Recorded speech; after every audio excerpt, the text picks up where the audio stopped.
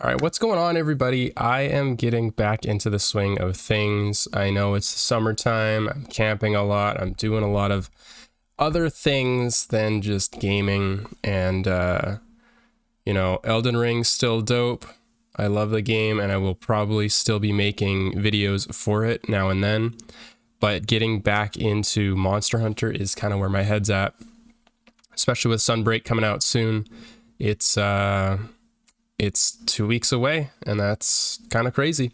So I thought I'd go through the weapon videos and just give my impressions. I haven't watched any of them yet. I've been kind of keeping away from most of the media around Sunbreak and its release, just because I like to see, you know, I don't like to see all the new monsters and stuff before the game is out. I used to really be into binging all of the media around a new Monster Hunter release.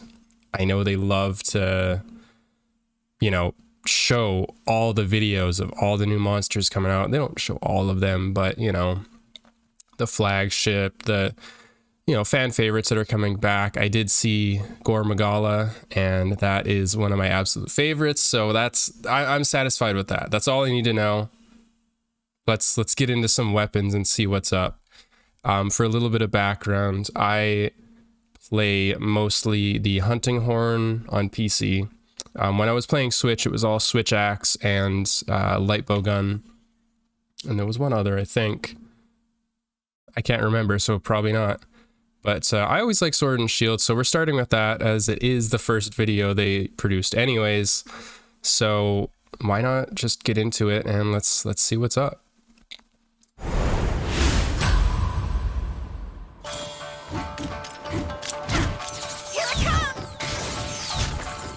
All right, so we get an oil. Let me read this here. So use a wire bug to cover your blade with a special ointment that makes monsters flinch more easily. Okay, cool.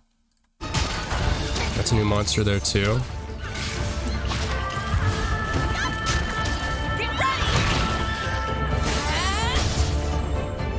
Yeah, and that switch skill swap thing, I'm definitely gonna have to, I don't know, pay attention to that, I guess. It's kind of neat.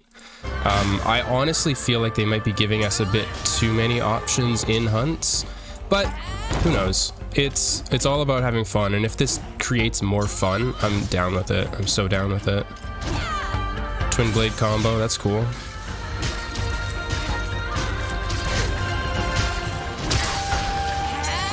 So yeah, I think it showed you applying the destroyer oil and then switching over, and it's still on your weapon. I believe that's the case. So that's kind of nuts.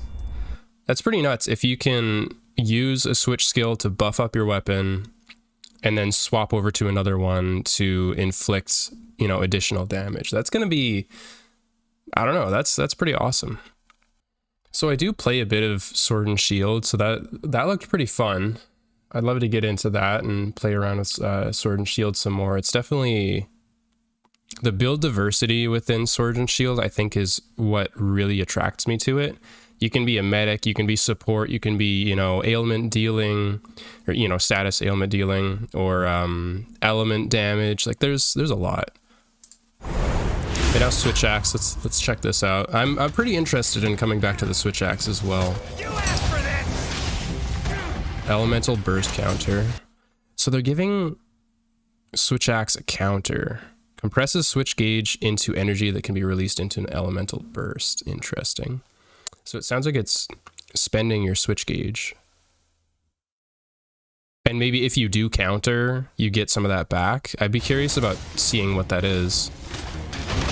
I'm sure there's more of a write-up online, but I'm too lazy. We're gonna figure it out. There's a demo coming out today as well, so we'll see.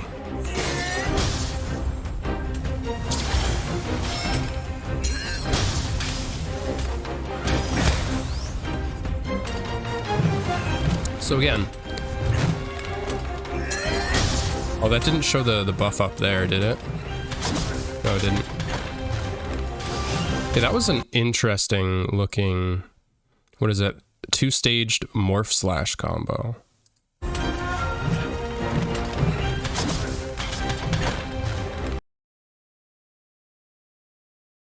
Like, call me crazy, but I don't know. I thought that was like already in the game. All it showed there was you doing wild sweep. Oh, it's called wide sweep. I always called it wild swings. But you do that, and then you hit, what is it, R2 to morph. So he's morphing. Cool. And then you morph again out of it. I honestly don't know how useful that is.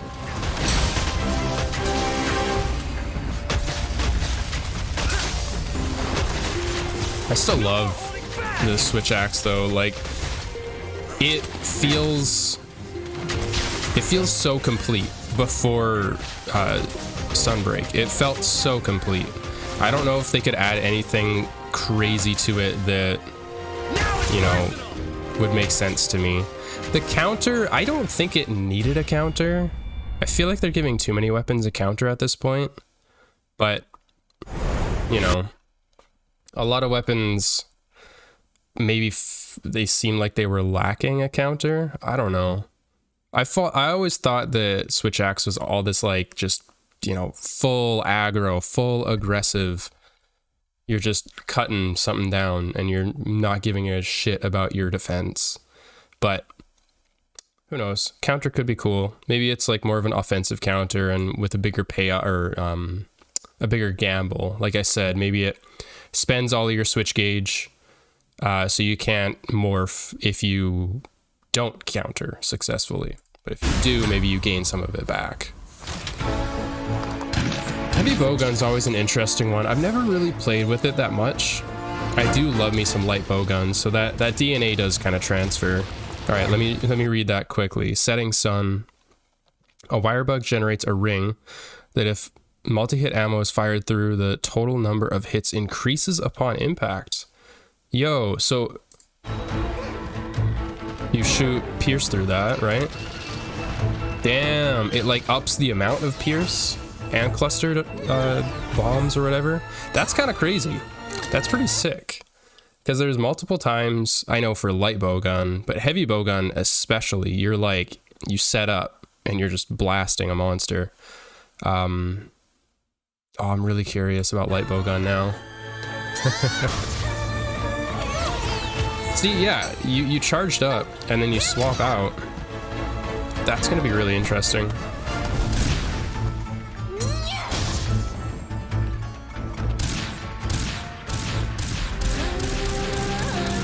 Yo, damn. That was a really fast fire rate.